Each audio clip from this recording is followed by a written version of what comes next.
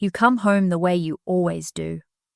The door, the shoes, the small routine of setting things down. But somewhere in the middle of all that, somewhere between taking off your coat and walking into the next room, you notice it. Someone is already waiting, not loudly, not urgently, just waiting, the way people wait when they have learned that you will come, and that when you come, things will be handled. There is food to ask about. There is a decision that was left open until you arrived. There is a problem that sat in a drawer all day because someone knew, without saying it, that the problem was yours to solve. You don't remember agreeing to this. That is the strange part.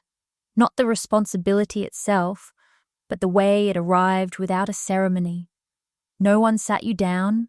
No one handed you a roll and said, "From now on, this is what you carry." It just began. Gradually, then completely. And by the time you noticed, it had already been true for a long time.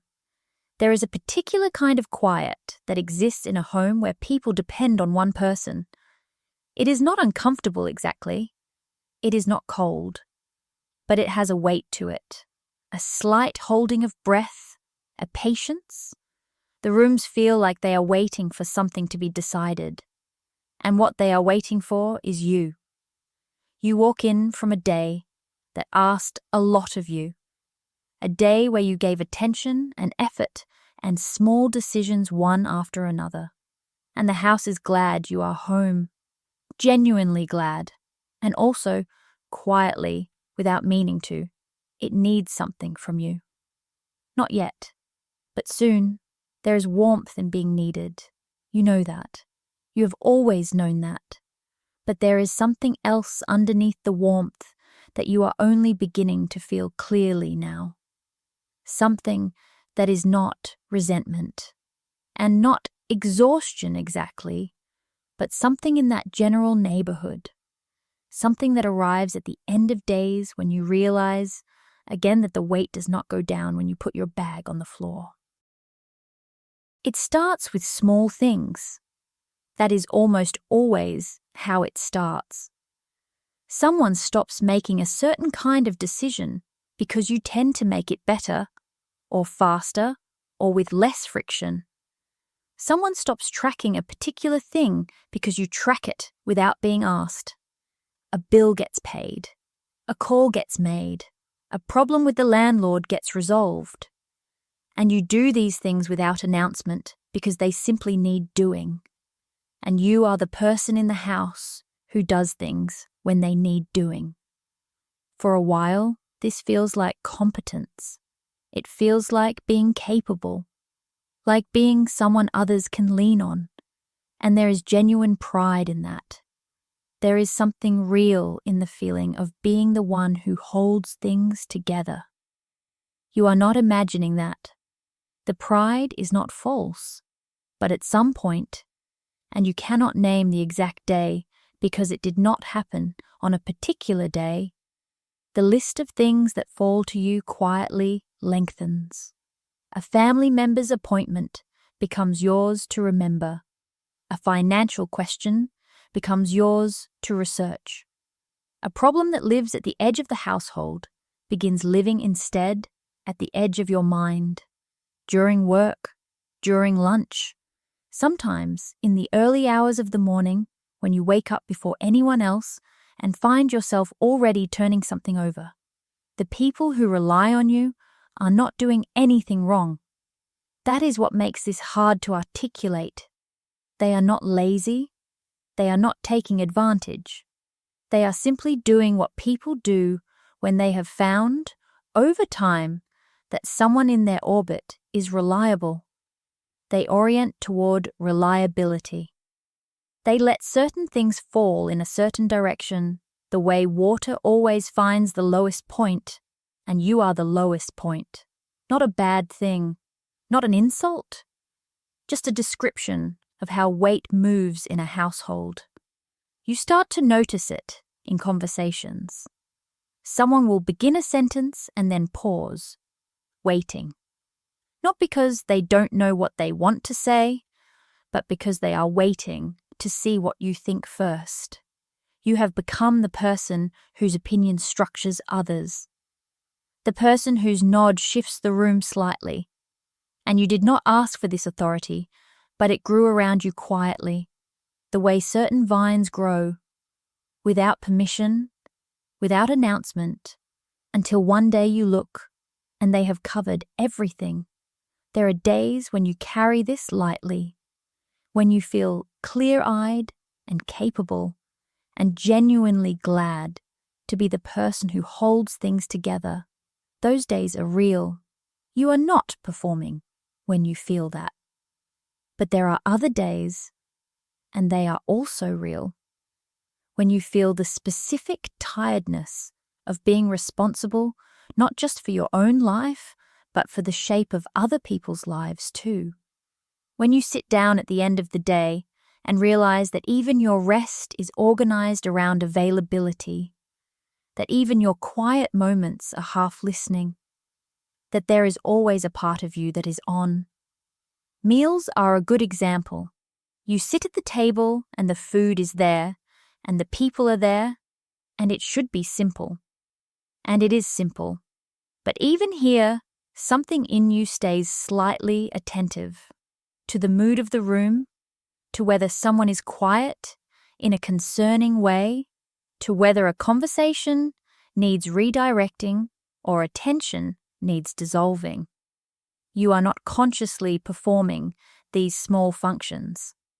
They happen below the level of decision. They happen because you have become, without entirely choosing it, the person who keeps a certain temperature in the room. There is a specific moment when it becomes clear. Not a dramatic moment, not an argument or a crisis or a confrontation, just a quiet evening when someone asks you something, a simple thing, maybe what to have for dinner, or whether a decision they've been sitting with seems right, and you feel, beneath your answer, a sudden awareness of how long this has been true. How many questions you have answered, how many small weights you have received without registering them as weight. You think about the version of yourself that existed before this became your role. Not a younger version, necessarily, just an earlier one. A self that came home and the evening was open in a different way, where the hours after work belong to you in some fundamental sense that they no longer quite do. You are not mourning that self exactly. You are just noticing it. The way you sometimes notice the weather has changed, not dramatically, but in the quality of light, in something you can feel on your skin that you cannot easily name. What makes this hard to talk about is that the people around you are not doing anything wrong.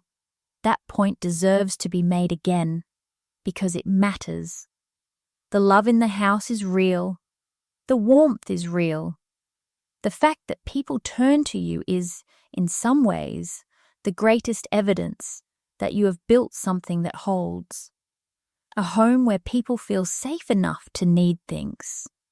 That is not nothing. That is, in fact, a kind of success that a younger version of you might have genuinely wanted. But wanting something and then living inside it are two different experiences. And sometimes the thing you wanted, to be someone steady, someone others can count on, arrives in a form that is heavier than the wanting. Not heavier than you can hold, just heavier than you anticipated when you were standing outside the weight, looking at it from a distance.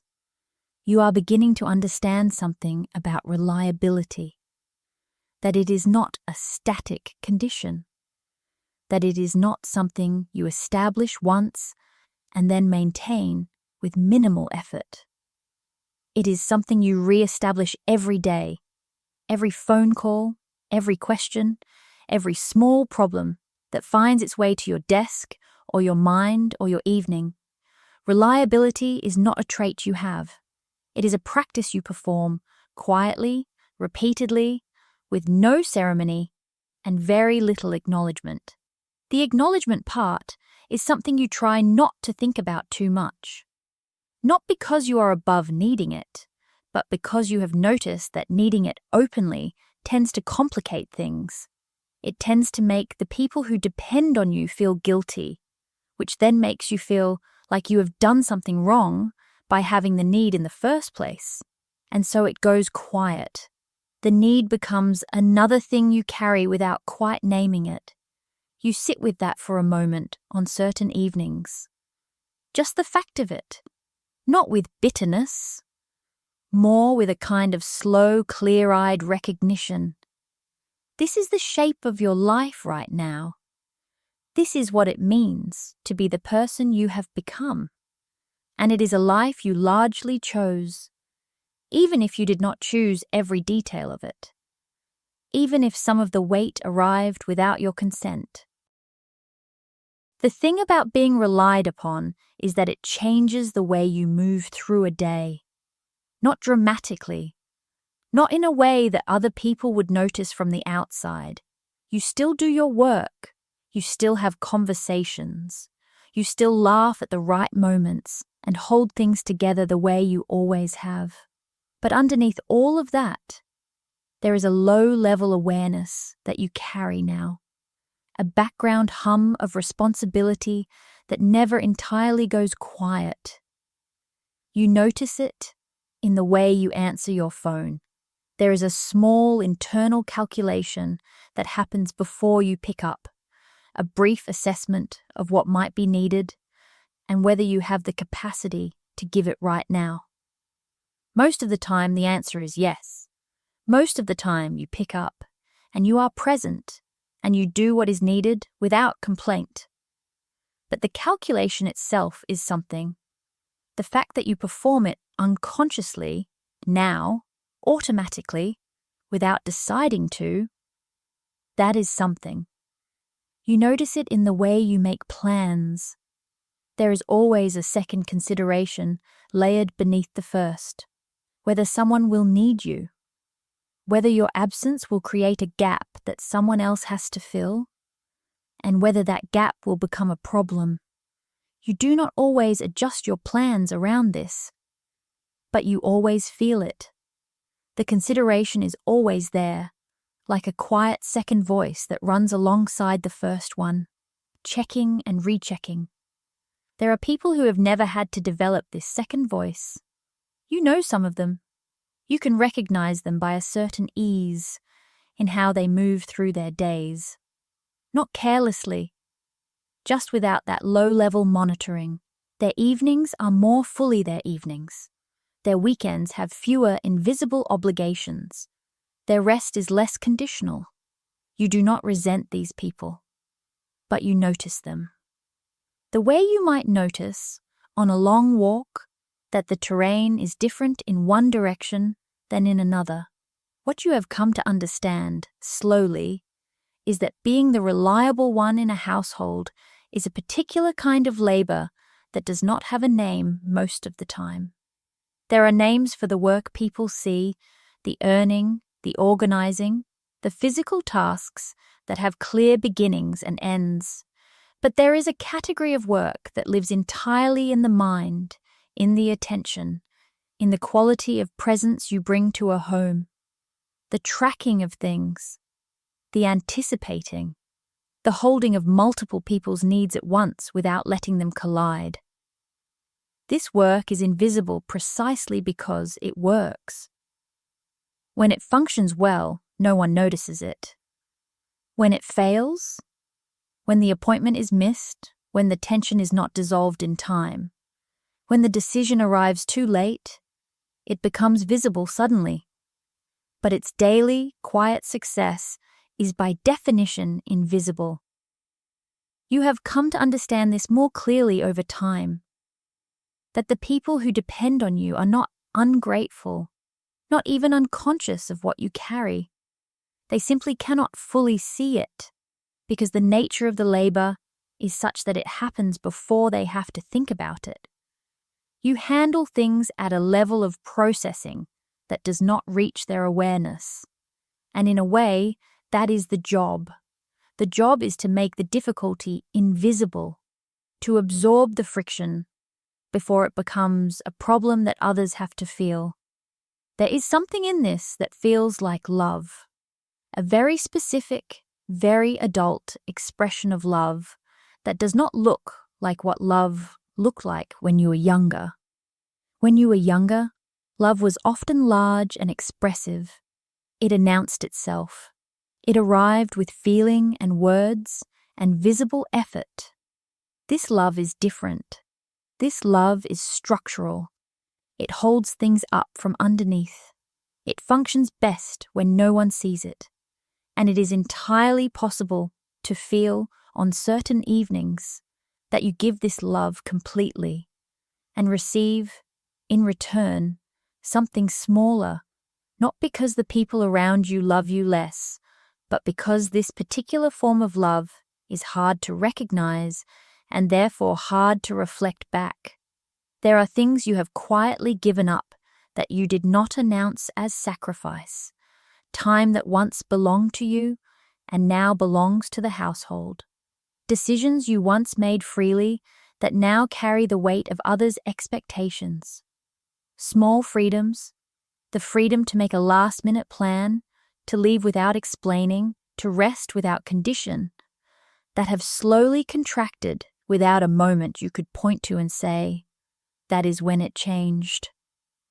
It changed the way light changes in the afternoon, gradually, by degrees, until you look up and notice the room is different than it was.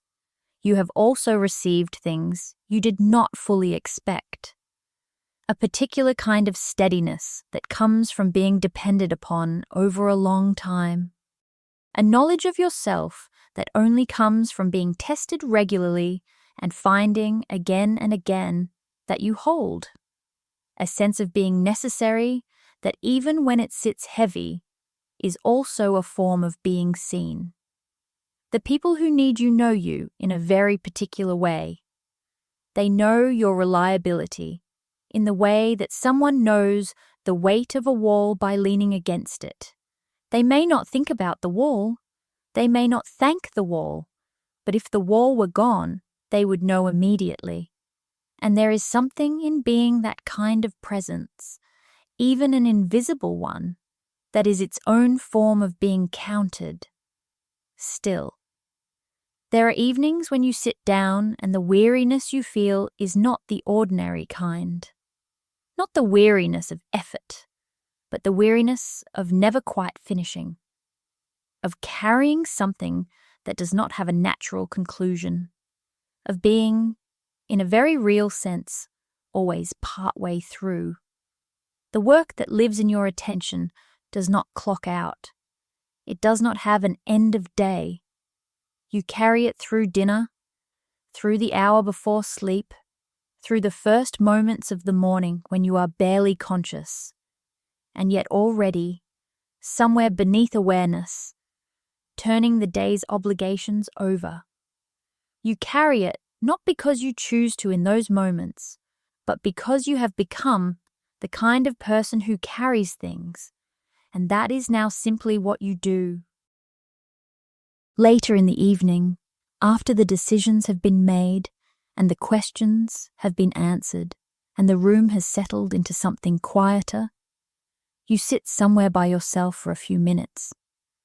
Maybe with a drink, maybe just with the silence, and the house around you is calm now.